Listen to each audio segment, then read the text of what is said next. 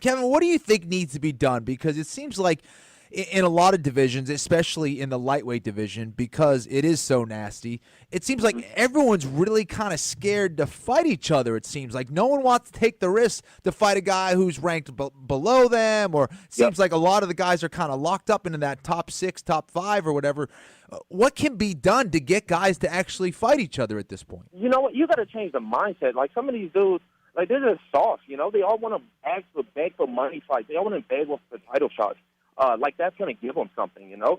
That ain't my goal. My goal ain't to get a title shot. My goal is to be a champion and be a champion for a long time. So I'm in here to make money fights. Mm-hmm. I'm not in here to ask for them. You know, I'm not asking for any of these dudes to fight me because I think it's a money fight. I'm asking for these dudes because they're tough fighters and they're going to make me better. So, right. You know, even if I got to beat up on Ally Kempe again in Detroit, you know, that's a big card. I think we can co-headline that card. Maybe if they put Chris Cyborg or somebody as a headliner. Because you know it's pay-per-view, so they're obviously going to want a title fight. But even if it's me and Al, like I'm making a money fight, so it don't matter to me. But what matters to me is making the fight, making the people want to watch the fight, and we go out there and we're going to get it done. You know, at the end of the day, I'm a prize fighter. I go out there and I beat people up for money. So it's whoever want to sign that line and think they can get it done. That's UFC lightweight contender Kevin Lee joining us here on the Anik and Florian podcast. You mentioned the 165-pound division. No imminent plans for the UFC, obviously, to implement it, but you have obviously gone on record prior and now today as saying that is what you feel like would be your best weight class. So if the UFC doesn't go with the 65ers, eventually, do you feel like you'd move up to welterweight, or are those guys too big? Yeah, I might move up to welterweight too. We don't. I honestly, I don't know. I'm trying to see how this whole thing shakes out with you know, I think everybody's kind of waiting on this Mayweather-McGregor thing to get done, and then we can really get on with our lives. It's some bullshit. So, you know, I'm trying to wait for that, see how that shakes out, and then I think the rest of the division will fall in place. But either way, eventually I'm going to have to go up. You know, I started this when I was in the UFC when I was 20, 21 years old, and I'm just getting older. I'm just getting as a bigger person. You know, I'm getting better with my with my cardio and my nutrition. But at the same time, I'm just a bigger dude. I'd be much more situated. I could fight more often. You know, if they had a 165 division, I fight every goddamn month. I don't care. Like, I'm always training anyway. So what sets it apart for me is these big 25, 30-pound cuts. You know, I have to take a lot of time off between, and I'm still one of the most active guys. So, you know, I don't know. We'll see. I'm up at the UFCPI. I'm about to head there after this, see if I can give Jeff Novitzky a couple more donuts, see if I can sweep up him a little bit to open up this division. All right, we got a couple more minutes here with Kevin Lee. So, Kevin, most UFC champions... we got all day, baby. We got all day. Well, I appreciate that, and I appreciate you cutting out some time. So, most of the UFC champions, I would say, have that championship confidence. Some people would call it like an aura about them. They believe they're the best and have the skills to be the number one guy. You're very much of that belief. What is the key to getting better and making sure that these 21-year-old upstarts don't pass you by? Yeah, you know, you got to keep them in their place every now and again. So, you know, I got to put it on a couple of them. But at the same time, it's staying humble. It's staying with that same mindset that I had that brought me here. You know, that hunger. When you really, like, a lot of people, and I try to explain this even to the young fighters that I see around. They think, you know, you just because you can fight really well means that you're ready for that pro level or you're ready for that higher level. When you realize, like, you're fighting with dudes that are fighting for their lives. You know, they're fighting for their families. Which is, it's such a massive difference between guys that just go out and just, you know, compete or just do, you know, little tournaments or even just little fights and they don't really give a damn. You know, when you go in there against somebody that really has that hunger, that really has that drive and is willing to die for it, it sets the mindsets apart. So a lot of what being a champion is to me is that mindset. I'm a champion regardless if they put that damn 12 pounds of gold. I really don't give too much of a damn about it. You know, there's fans out here with 2-3 gold belts. So if I make enough money, I'll just go buy my own damn gold belt. I don't really need one. So I feel like I'm a champion, win, lose, draw, whatever. So I train that way. I go into the next day that way, and I'm going into tomorrow that way. God, I love it. I could listen to this man talk all day. All right, so who represents the toughest fight for you then at this point of your career? Is it Conor McGregor, Khabib Nurmagomedov, or your boy Tony Ferguson? A lot of people would think it's Conor. I think Conor will probably be one of the easiest fights. You know, people don't. You know, I guess everybody buys into the hype, especially the casual fans. They buy into that hype so bad. When you look at a skill for skill, I think if you ask Conor like how to break down some of these techniques, I don't think he would have a damn clue what he's talking about. Especially when you talk about on the ground, and there's no way that man will keep his hand, not let me get my hands on him. So he actually would be one of the easiest fights, the build up and everything along with it.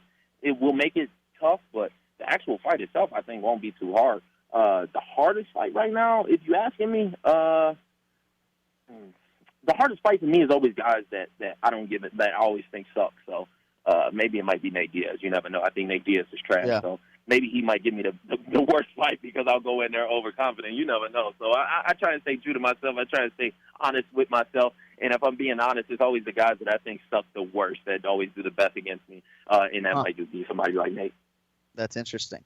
Well, I was glad to see you get a performance bonus for that finish of Michael Chiesa. I'm sure your mom got something. What was the nicest thing that you bought for yourself since that fight, June 25? I actually just bought my first home. So I bought my first home in Las Vegas. I got it in the Lakes area.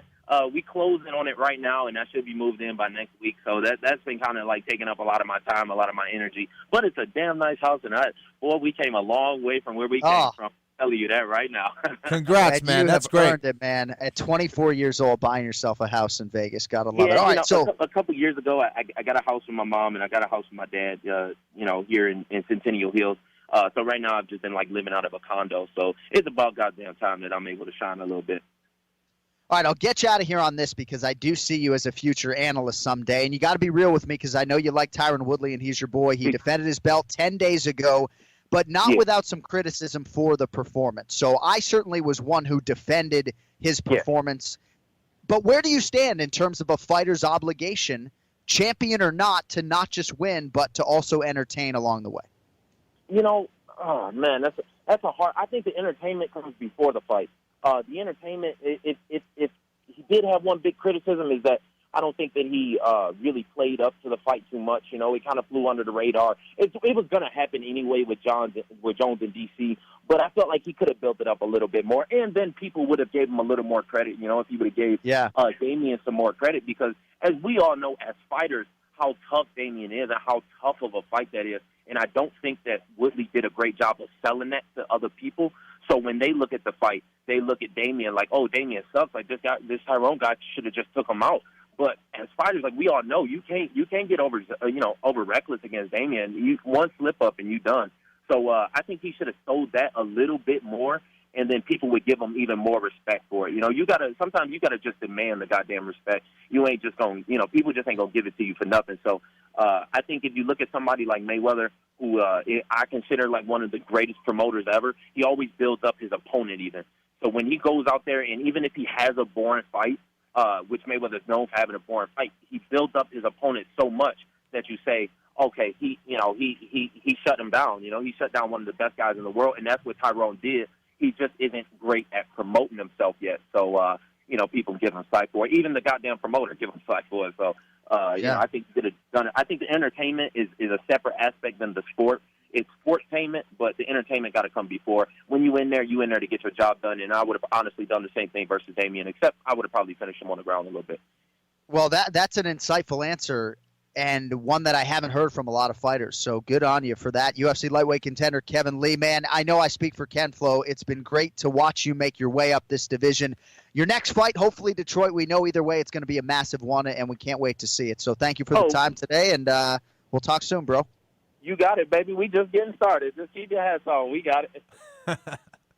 There he is, the Motown phenom Kevin Lee, number 7 in the world right now at 155 pounds, and got the world at his fingertips right now, so we'll see just how far Kevin Lee can take it. And all indications are that the UFC is going to go to Detroit before we close the book on 2017. And it only makes sense to have Kevin Lee in some sort of co-main event slot there, if indeed it is a pay-per-view. I thought, Kenny, his answer on the Woodley question was a pretty good one, right? If you build up the fight and you build up Damian Maia, and even if you get into it with Damian a little bit or you don't, I don't know if it really matters, but that's not a response that I had heard from a lot of people in talking about Woodley and what he had to deal with over the last week or so, is that if you build up the fight a little bit better and demand the respect in the promotion, maybe there's a softer fall when you don't get the desired result, at least in terms of the aesthetics of the fight. I don't know. The more time you spend with someone like Kevin Lee, you realize how intelligent this young man is and how much he actually gets it. Not only the fight game,